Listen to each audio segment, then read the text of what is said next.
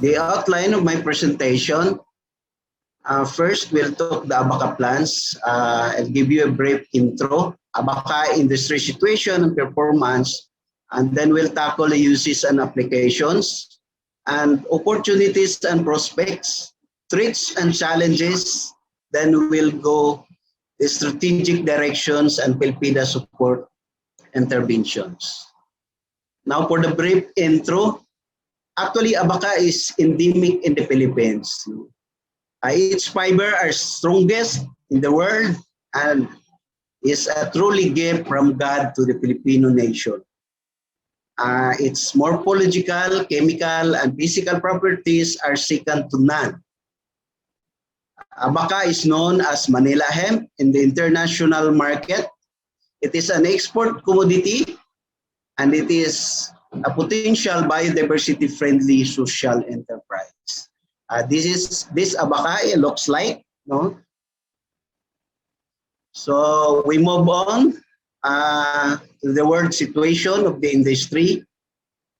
The Philippines dominates the global Abaca trade as the country supplies about 87.4% of the world's Abaca fiber requirement.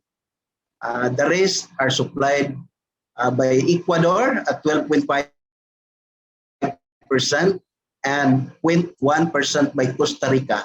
So there are only two countries that are competitor of the Philippines. So kita pa ang haring gangis sa Abaca.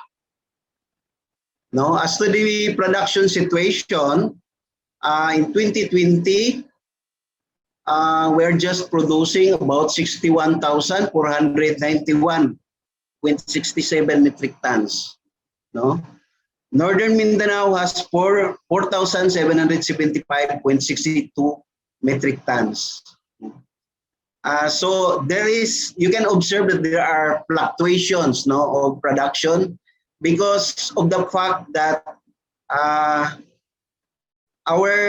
there's no increase in number of our farmers. No, our farmers are becoming aging, so we might increase in area, but in the number of farmers, wala kayo'y increase siya. So, and also you can note na our farmers are practicing puhada system where they harvested the immature Abaca. So if they harvest immature Abaca this year, next year, certainly the production will go down. So as to the hectareage, we have around 155,454 in 2019. So wala ng data pa available for this time na consolidate. So we are still consolidating the data for 2020. Then Northern Mindanao has 3,943.18 hectares 2019. So the trend, production trend, 2013 to 2018, Bukidnon has the greatest production in Northern Mindanao, and I think it is going upward, no, the trend. Like some other provinces also in Northern Mindanao, pataas po sila. This is the data, no? In 2020, Northern Mindanao Abaca production hectareage and even number of farmers and the yield, no? Total in Northern Mindanao, we have about 4,775.62 metric tons that valued, assuming that the farm gate price, no, at 65 pesos. This volume valued about 310.4 million pesos. This is actually the figure being received by our farmers. No? Bukidnon has the highest production in Northern Mindanao with 12,985.49 metric tons, followed by Lanao del Norte, 1,039.17, and then Misamis Oriental and Little and Camiguin, and also in Misamis Occidental. Abaca existed in Misamis Occidental, only that we cannot capture the data in Misamis Occidental kay wala mi tao. So just this year lang mi nakabutang og tao dito. So we have around 5,919 farmers around northern Mindanao, and we are second, I think, with the highest yield ever. The first, I think, is ARM, then followed by us, at an average 1,262.87 kilograms per hectare. But Bukidnon got the highest yield, at 2,360 kilos per hectare. Northern Mindanao is 6th of the Abaca producing regions, and PIP, Bukidnon is PIP of all the Abaca producing provinces in the country. So we are next to Surigao del Sur.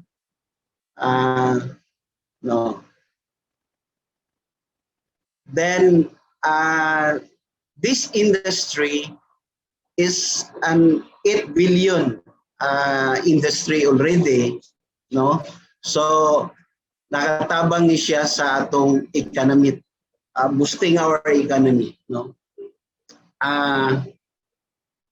we have assisted other fibers also, but Abaca is a major commercial,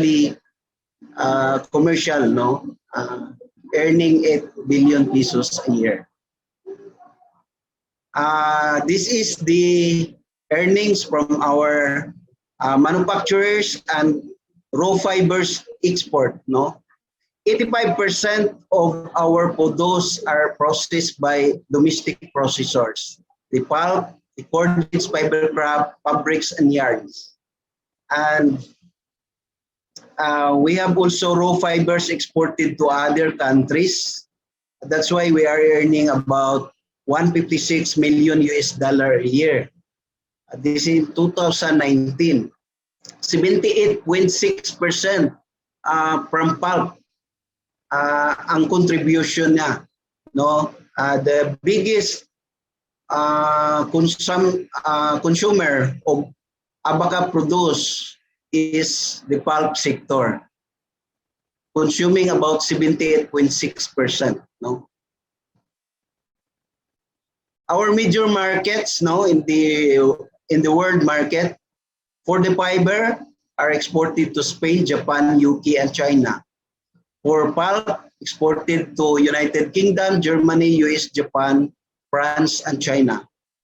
And for our cordage industry, are exported to US, United Kingdom, Canada.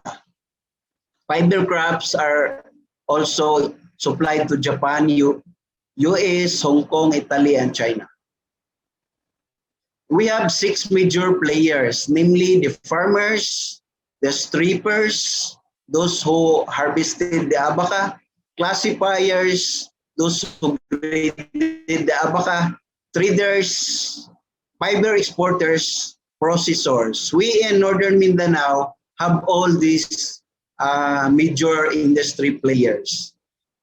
We have pulping plant here in Northern Mindanao.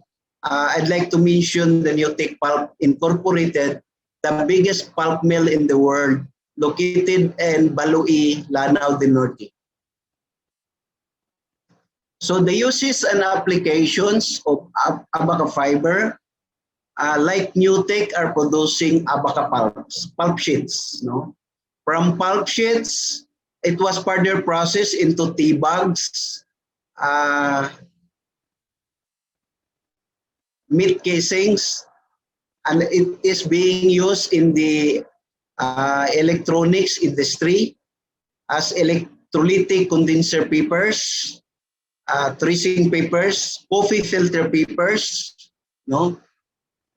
and these are the use of Abaca pulp. processed by Black Filter, mother company of Newtek Pulp. Mostly, more than 80% goes to process into tea bags, and others are this one with casings. No? And also, Abaca pulp are processed into surgical masks, cigarette papers, currency papers. Our currency bill has 20% Abaca, and Japanese has 60% Abaca. For the cordage industry, the ropes are being used in construction and oil rigging companies and big ships. No? And also, Abaca are being used in biocomposite for car parts, no? In the production of itong mga dashboards. No? And also, process into pasting paper. This is a glass filter, no? Battery used as industrial, no? This is a glass filters based in glass pasting paper, is especially designed for use in the manufacture of lead acid batteries and have enhanced the automotive industry, electric car market, and the start-stop battery by improving the battery life cycle up to 70% over traditional plastic papers. So our capacity papers used for energy storage are gaining ground in the rechargeable lithium-ion battery market, furthered by our partnership with Dreamweaver International, so according to Glass Filter. Abaca fiber crops. Abaca also can be processed into fiber crops, no? Like this one. Hats, bags, and even handmade papers. Also processed in furnitures, no? They use the dried leaf sheets. Actually, it is a waste from abaca farms. They take out the dried leaf sheet and process into furnitures. Valuable products like this, no? And even in fashion, abaca are knotted, no, to make it a thread, no. Then it was woven into a cloth. Then, and even in the textile industries, abaca is being used, no. This one, no.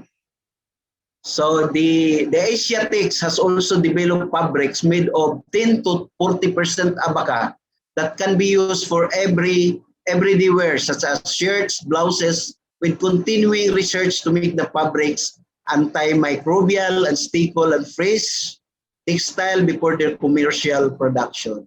So we have already have abaca denim, no, from Asiatics, ligon pa sa atong kanang Levi's. So abaca also is used in a wellness product, no, in making of soaps and lotions. And abaca sap, no, has anti-aging properties, antiseptic properties. So that's why gamit yan yung mga soap, no. So fibers for construction and energy storage, nanomaterials, no. It is already being used in the construction, no. Mao na ni ang patok, no, homeware and furniture. According to the survey, our customers is willing to pay 15 to 20% more for eco labels strategy to brand the idea of sustainable Philippines, no? With the use of biodegradable natural fibers, so abaca. So you can see here also the production of mga tawag no, various products, no, in the construction materials. So the opportunities, no, the growing and pressing demand of sustainable, renewable, and environmentally friendly resources like abaca provides great opportunities for the Philippine fiber industry. The emergent green economy sweeping across the globe augurs well for the Abaca industry and its stakeholders as its high value addition in the country's best option for poverty eradication, attainment of peace and order in the countryside, and guaranteed contributor to the attainment of country's exclusive growth. No? As a global demand for the world's forest resources increases, identifying and using fiber alternatives will be essential to sustainability of our forest. Our Abaca, one part of our Abaca will be equivalent to 4 parts of coniferous pulp. So it can be a substitute to coniferous pulp. So Abaca's ready market and demand is huge. No? The pulp sector consistently remain as the growth sector of Abaca industry, growing at minimal rate of 0.4% per year.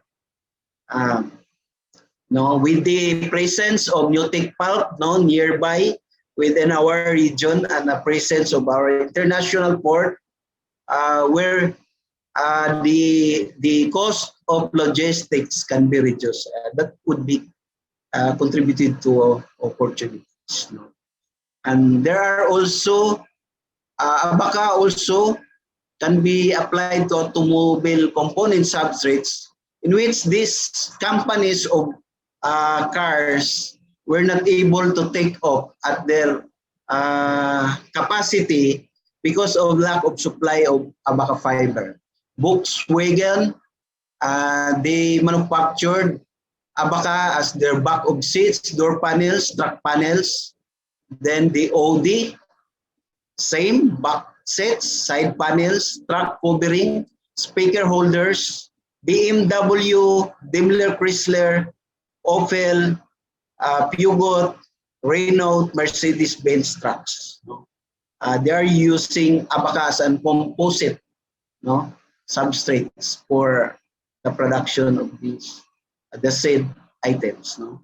It indicates that there is a scope for about 20 to 25 kilograms of natural fiber to be used in each of the 60 to 70 billion vehicles being produced globally each year. Even if 5 to 10 kilogram natural fiber is used per vehicle, so we have an estimated of 265,000 to 530,000 tons of natural fiber would be required. So, dako kayo. No? Even this time, we have a shortage of Abaca for our pulp, especially in Newtek pulp. No? Newtek pulp needs around 29,000 metric tons annually, but they were able to get around 22,000 metric tons a year. So, kulang ang ilang supply. No? So for the homeware and furnitures, the growing demand for environmentally conscious home furnishing is undeniable. Reports a recent national telephone survey sponsored by the American Home Furnishing Alliance, more than 2/3, 76% of the US population believes it is important to purchase earth-friendly home products. And 72% of respondents report they would pay up to 10% more for an environmentally friendly piece of furniture. So that trends. So also this one, it is a plastic mixed with Abaca.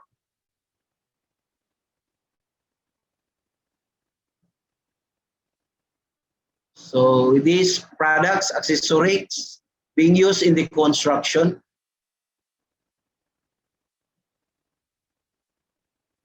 Now, amidst the great opportunity, there are also threats to Abaca industry, particularly in northern Mindanao, Davao regions, where there is Daratex, fiber.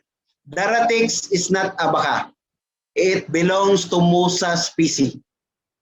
So the silica nanocrystals are different from Abaca fiber. So it becomes a threat to Abaca industry because they are adulterating this Daratex to a pure Abaca. So Abaca, we really claim that it's truly our own because Abaca cannot be planted to other countries. No, I forgot to tell you that the best, the finest Abaca in the world is Abaca in Mindanao. No, our pulp mills cannot cook without Abaca in Mindanao. So they use our Abaca because of superior strength. So mao ni mo palig-on sa ilang coke, no? Ilang product ng pulp sheets, no? Ang Abaca in Mindanao. So with the great opportunity in Abaca, there are a lot of countries are getting interested on Abaca, but still the original Abaca, we originated in the Philippines, cannot perform, give a superior quality like Philippine Abaca. No, Liti is I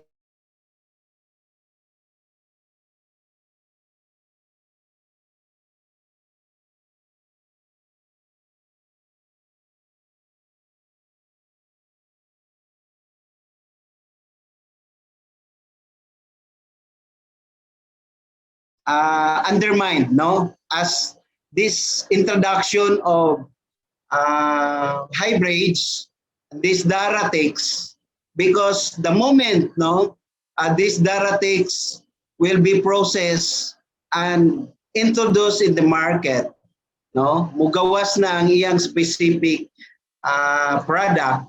So that's the time that they will mass produce this hybrids to their own countries. So mawala na ang atong Abaca. So that becomes a threat, no? And then second is the production of Laguras fibers. No, our farmers, because of problem on age, no, so extraction of fibers manually are tedious and heavy. So to make it easy for them, they will use knife with coarse serrations, no? Is mga 12 to 13 teeth per inch ang kataas. So they are producing coarse fibers, no? And we called it laguras. So with that, when they harvested their Abaca, they also include harvesting immature one, no? 1 meter high, naana siya fiber. Mulusot siya sa knife, it's because ang serration is dagkungipon, no? So as a result, magkasakit ang ilang Abaca, no? Like this in the picture, no? Banshee top, no? This is an insect-borne disease where the insects reproduce themselves exponentially when there is available food, no? When they harvested the young ones, the suckers emerge, no? Dungan-dungan. So that's why daghan ang pagkaon sa atong mga mananap, so mag-introduce na ang sakit. So this is a practice of our farmers that we really discourage this, no? So actually, there's a big potential income of Abaca, no? A hectare of Abaca can potentially generate more than 500,000 a year, no? A year. So imagine if you have 100 hectares Abaca, then well maintained, we can generate 50 million pesos a year for that particular community, no? So if we compare, no, the typical, no, our farmers are enjoying an income of about 32,794. Na supposed to be they are enjoying around 138,000, no? 750 per hectare per year net income, no? With the typical farm, no, ang ma-produce nila, they are producing low quality fiber. And their Abaca will last 3 to 5 years only, no? we promoted good farm, good agriculture practice in Abaca because the potential yield can reach up to as high as 9,000 kilos per hectare per year. No, so we can generate more than 500,000 per hectare per year, and that particular farm will last 20 years or more, 30 years, 40 years, 103 years, depending on how we maintain our farm. No? Ang atong Abaca will be planted once, then after 2 years can be harvested. No? Every 3 months will be the cycle for harvesting. But if you have wide area of Abaca, you can harvest every day. No, every day, continuous, up to 3 months, then back to the start. No, that's the cycle. No, so pwede siya ipataas. No, although ang Abaca, pag-abot nimo og 7 years, ang imong Abaca is getting to float. No, like banana. No, floater gyapon nga atong Abaca. So once they are already floating, the development in producing suckers, the size of the stalks are poor. No, so we really need to rehabilitate. That time we encourage our farmers. No, before it will reach that stage. No, maybe if we can get 6 stalks per month a year. No, we have to get suckers and then plant besides the mother. While waiting for 18 months, no, for the suckers to be harvested, we continue harvesting the mother. No, so we do continuous replanting in a staggered basis. Say in a 1 hectare, we do it in a year time. No, so meaning to say every 8 years you have new plantations, and then wala na putol ang imong income. No, so that's how we manage the good farm. No, so we have also problems encountered. No, in the production. There is a prevalence of diseases brought about by plant and forget attitude of farmers, resulted to poor sanitation, puhada system of harvesting. That's it. Then when they harvested their Abaca, they were able to get a low quality fiber, no? Because they have poor access to post-harvest facility. They are just doing manually, no, in harvest. So that's why they resorted to coarsely serrated knife producing laguras, no? And that they harvested the immature stalks. Then when it comes to marketing, they do it individually. So wala kayo ng selling through their organizations, no? So individualism pa nga itong mga farmers. So that's the problem in our production. And in terms of marketing, no, in our study, our producers are enjoying only 56% of the real market, real price in the market. So their Abaca goes through the barangay traders to town traders, then town traders to domestic processors. So there are a lot of series of middlemen along the way. No? So that's why this scenario contributed to low income of the farmers. Now, the big challenge for us is to have a mechanization of fiber extraction and processing, coupled with institutionalizing farmers' social enterprise. No, this is the challenge to us. No, because the moment they are into social enterprise, so they are the ones encouraging, protecting their farm, no, encouraging their members to adopt the recommended practices of and technologies of Abaca, no. So through mechanization, they were able also to produce higher quantity of fibers and good quality fibers. No? So mechanization is a key to improve farmers' productivity and profitability. To give you an idea how abaca is being processed, I'll play this attached in the slides, no, videos on how it is being processed. No, in my right side, no, this is stripping. No, they use taxi. So the taxi is being taken from the leaf sheets, which is consist of primary fibers and being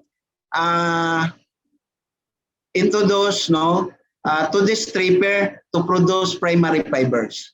In the leaf side, the leaf sheets were debracked from the stalks and being fed to the decorticating machine. So the primary fibers and secondary fibers are all together. No? So the price of deco fibers as a product of decorticating machine is lower than the fiber from product of stripping machine. No? So while social enterprising is a key to sustainability of abaca industry. So for now, even our farmers are disintegrated, no? We will integrate them into a farmers organization, association or cooperative, no? To operate their social enterprise. No? This one, for them to be able to produce good quality fibers, really prepared in the market. No? There are a lot of productions right now, wala nag-match market. No? Wala nag-match. So with this, from their existing marketing channel, it would be transformed to most improved one, wherein our farmers are enjoying, members of the farmers organization supposed to enjoy 70% of the real price, no, the abaca fiber. They will sell it through their co-op, then direct to processors or even abroad. So we Philippine will support them, will link them to the market, and will assist them for them to be able to market their product direct to the market. So we have programs, no, incorporating the mechanization and the social enterprise development amounting to 25 million. No, we provided it to our farmers organization, most probably the cooperative registered with the DA, accredited with the DA. No, 20 million will be invested for infrastructure, facilities, equipment, machineries that they are needing. No, then the 5 million will be the capitalization. So ang kinahanglan sa farmer, if they will produce their, they will harvest their abaca, then right there and there, pwede nila mabaligya ang ilang produkto. There's somebody will feed their product, no? That's why we need to capitalize their farmers organization. So ang preconditions on this, no, we need 100 hectares, no, productive abaca area within 5 kilometer radius, no, and it should be cooperative, no. So we will evaluate that if they have, no, then we'll access this project. Actually, there are a lot of windows right now, and windows coming, no. We have Philippine Rural Development Project catering the IREP, that is enterprise, and IBEL with infrastructure. So they also funded Abaca, no, Abaca. And then we have ECIP, we have ECPC also are catering our farmers, no, with this, and with this also our Abaca taxi buying special project from Pelpida, and we can also course through with other windows, no. There are coming, no, na mga atong balik probinsya, bagong pag-asa coming, and we have also in the Department of Agriculture the Gawad Saka Act. It is an enterprise development that's also coming. So the nitty-gritty of Abaca, no? One is Abaca business requires high investment capital, no? We need machineries, equipment, facilities, etc. Our farmers, our government does not provide to our individual farmers, but in a group, no? In a group, it would be a farmers or association or a cooperative, no? So that's why we need them to organize. No, big volume commands price, and there's is access to big markets, no? And that's the reality. Pag gamay lang ang atong volume, it's difficult for us to access big markets, and even we suffer from low prices, no? If we have the machineries and equipment, then economies of scale, we're able to increase productivity and thereby lower the cost of production. So, mao na siya. So, this is our strategic directions, no, for fiscal year 2018 to 2022, being included in our roadmap, no, up to 2022. Anyway, we are updating our roadmap right now. Pero wala pa gid siya na finalized, but we are almost through, no? Number one, we continue to produce sufficient quality Abaca fibers to supply domestic and international markets. This is really the need. This is our goal, no? To sustain, no, production of quality fibers. We have to establish rural livelihood and economic businesses that improve farming practices, land vegetation, rehabilitate the environment, and mitigate climate change. Establish disease-free Abaca plantations in all regions to provide sustainable fiber supply for pulp millers, for these companies and rural enterprise. So even in our R&D, we set a new directions and agenda to improve the varieties, increase fiber production, disease treatment, post-harvest processing, and utilization towards production of fiber byproducts for industrial, commercial, and other purposes. We also strengthen collaboration among stakeholders, international investors, local, national government, farmers organizations, associations, private sector, non-government organizations, academia, and corporations. No? And we promote an investment climate conducive for foreign and local direct investors for upstream and downstream processing. So these are our specific objectives: expand, rehabilitate. We targeted a total of 146,240 hectares from 2017 to 2019. But it is our great surprise na karon nag-boost ang demand, no? Dako ang demand. So that's why we need to upgrade our roadmap. Produce 45 million planting materials, no? Through tissue culture, micropropagation, and we also use conventional method through seeds, no? Then we have target of increased production by 12%, no? From year 2017 to 2022. Then adapt Abaca taxi buying scheme in the production of quality Abaca fiber through cooperative approach.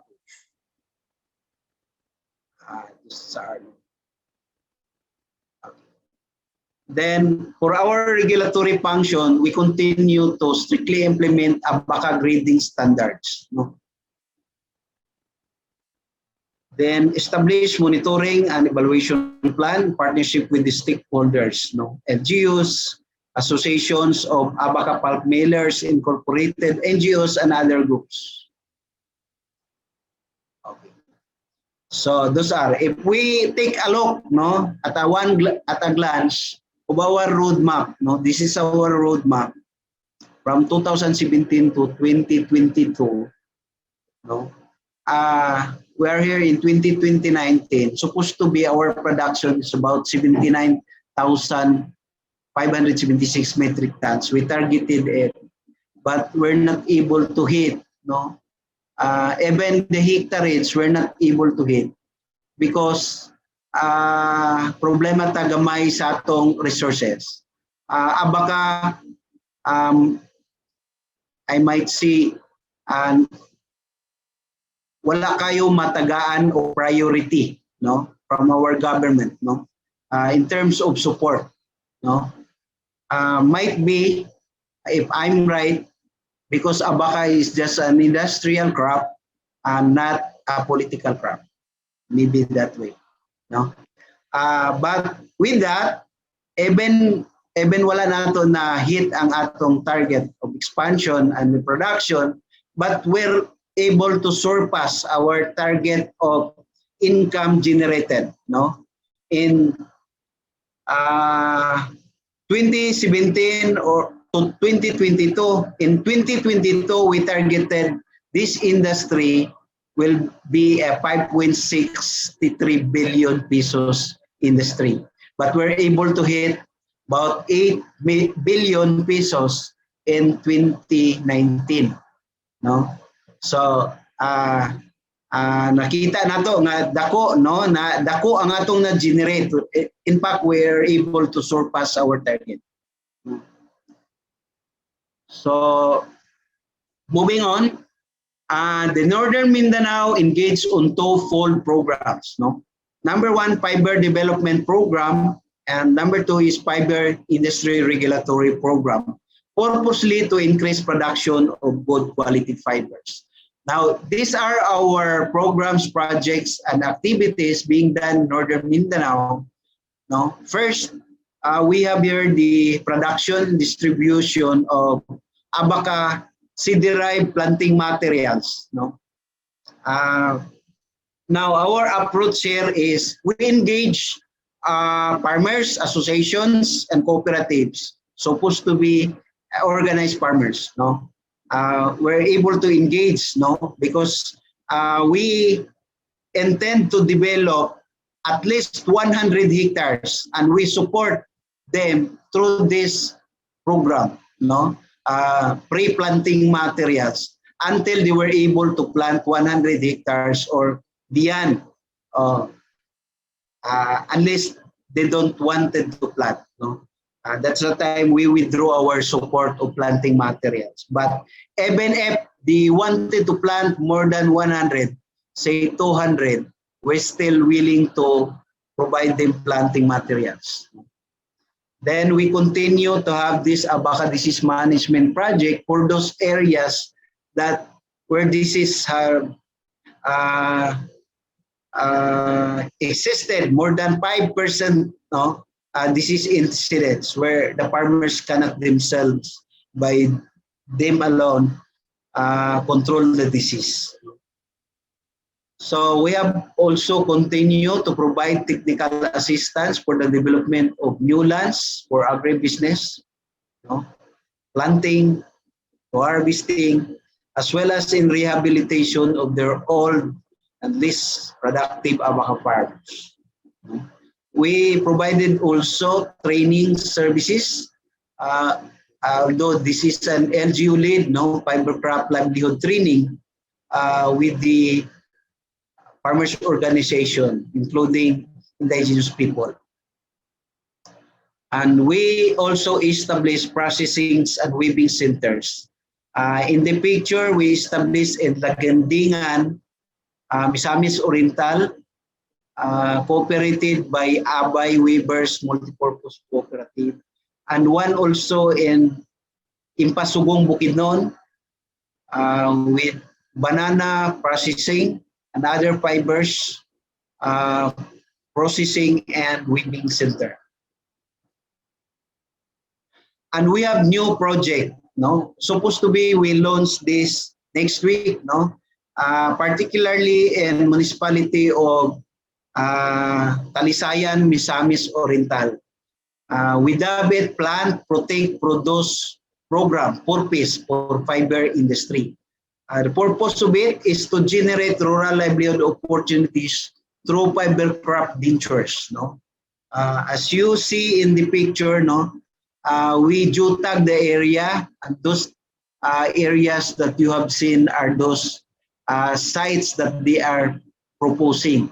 No, we provided a total of 4.6 million for the 100 farmers at 1 hectare each. No, they will receive agricultural inputs, farm tools, hauling support, and even the labor requirement. They are subsidized.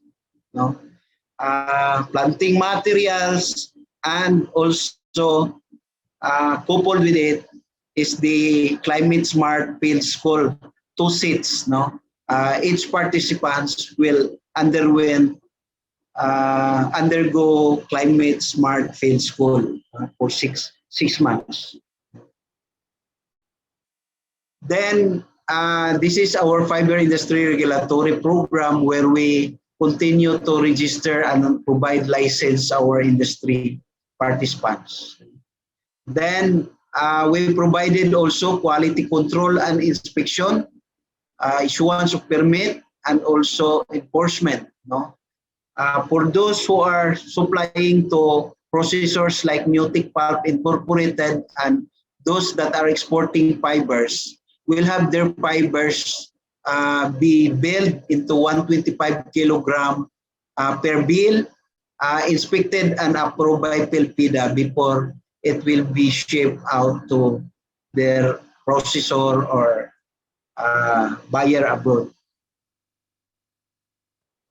So that's it. No, that's all of my report. No, if you have some question, you may contact us. No, with this address. No, email address and my personal contact number. Thank you. Thank you very much.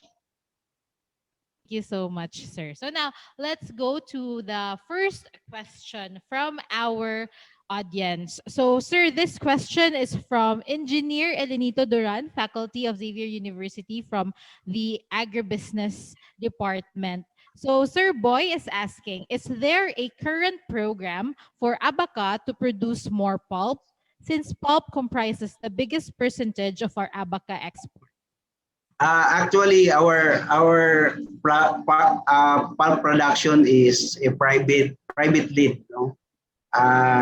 Intervention. So I think there's no reason but we have plan, no? We have plan, no, to increase number of pulp, but we are facing the shortage right now with our pulp industry. So I think we need to respond their needs before before expanding more pulp millers, no, in our country. Okay, thank you so much, Sir Roque. So that's true. So we'll fix all the problems within those, within the Abaca industry, the pulp industry, and then we'll go and expand it. Okay, now let's move on to the next question, sir. So they are asking, since most Abaca farmers are aging, how can you encourage the young to go into Abaca production or Abaca farming? Today, we are into collaboration with TISDA to draft with the training regulations for the our senior high schools, no, be incorporated in their curriculums. I think then we are drafting the competencies on the Abaca production in situ, and moving forward to maybe operators, no, stripping machine, for them to get involved and to get educated on Abaca, and they will experience really, because like the Rugungon Agricultural High School, wherein they make it Abaca plantation as requirement before they graduate. No, they will establish, I think, at least 2 hectares, no, before graduation. No, that they are requiring it. No, so uh, we can encourage them. No, by that. No,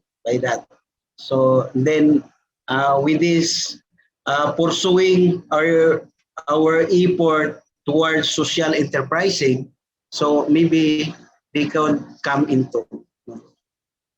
Okay, that's actually very good to hear, and I'm so glad that the younger generation get to experience this firsthand, especially when they're still in high school. So that's actually a very good strategy to really encourage them, because by letting them experience it themselves, as you've said, one school have already done it. So I hope that it will continue, and I hope that more and more younger people would go into Abaca production, because this is actually a very great industry to go into. We have a lot of opportunities in this industry. Now let's move on to our third question. So, sir, this question they are asking: does PhilFIDA extend support to individual farmers, or do they still need to be in an organization? And if so, if they give support to individual farmers, what are these support, or what are these programs?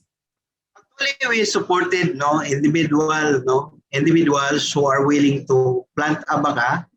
In fact, we provided them planting materials, but we can only provide up to 1 to 2 hectares only. Unlike with the farmers group that we provide them up to 100 hectares. So we'll provide also them technical support, in terms of establishment, pre-consultations. Okay. I see. That's good. So, and if ever, sir, they'd like to avail of those services, they can just contact your agency? Yes, sir. Yes, ma'am. Yes, ma'am. Okay, so again, to our viewers, to those who are watching that are very interested to go into this industry, you can just contact PhilFIDA for to avail of their services. So again, their contact numbers were flashed earlier in the presentation of Sir Roque, and then also, of course, you can rewatch this webinar in our page, or you can also go to their. I think you have a page, sir, or a website that you can go into. Uh, this time, no, we don't have website. Only in Manila we have website, but in the region we don't. Okay, okay. But still, you have contact numbers naman available, so that's good. Yes. So now, sir, let's move to our next question. So, Abaca offers wide opportunities, but why is Abaca not attractive to farmers, especially in Misamis Oriental? I don't believe, no, because Misamis Oriental now, our farmers are engaging into abaca, no. We have a lot of requests, no, from Misamis Oriental of planting materials, then technical assistance, because they wanted to plant abaca, no.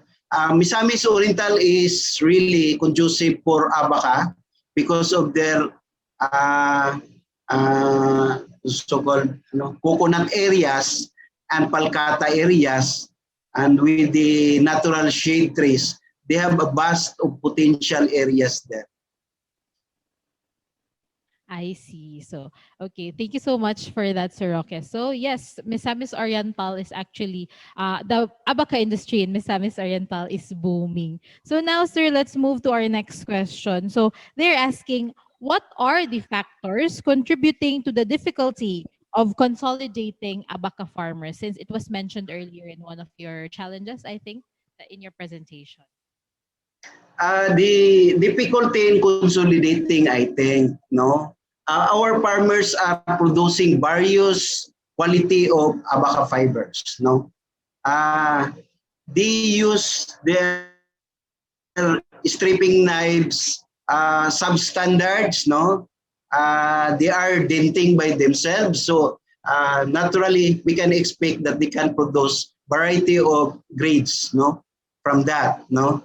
So it will be costly for us because if we consolidate, we really have to know how to grade, how to classify. Then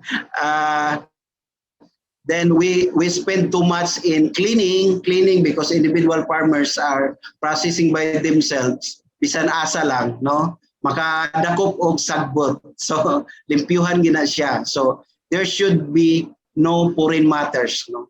So that's why lisod pud siya, no? Then because of the high demand, stiff competitions with other traders, no? Kung dili ta kabalo sa mga grading, posible malunod ta, no? Malunod ta. So we should learn how to grade, no? Classify fibers.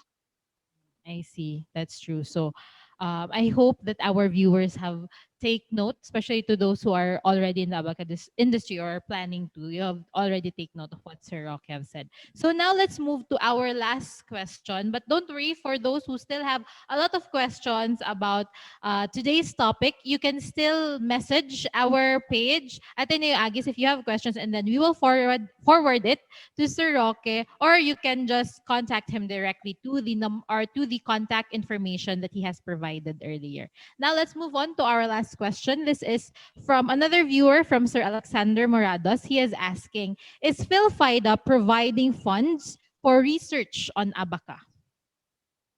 Our region in Northern Mindanao don't have research unit, no? But the Davao, Zamboanga regions, and even Caraga region have their research unit, no? We have collaborations, no, of research and development, but I think not dili dako pod kayo nga amount ang pwede na mo provide, because there is agency that will provide the research, no? Like the PICARD, the BAR, no, Bureau of Agricultural Research. They are providing, no, open to them that they will cater any Abaca proposal, no, related proposal. So maybe not us, no, to fund, no. Okay, I see. But sir, for example, if there are those who are interested to do research in Abaca, can they like ask your office for any endorsement to those agencies that you have mentioned? So Of course. Yes, we will. Yeah. thank you so much for that, sir. So now, since that was our last question, we have one last request, of course, to our guest. So, Sir Roque, we'd like to ask for a last message to our participants. So we have a variety of audience for today. We have those who are from the academe, those who are from the different local government units and from the different government agencies, and we also have viewers who are from the private sector. So we would like to ask a message from you to them all about this topic. Okay. We will support the Abaca industry in our plight to promote inclusive growth, no? In the countryside, sustaining peace and development, addressing poverty, and also to contribute environmental protection and conservation as well, no? Let us be proud and protect our Abaca as truly a gift from God to Filipino people, especially indigenous people, no? So if you have some concerns, please contact us to guide you in your fiber craft ventures, no?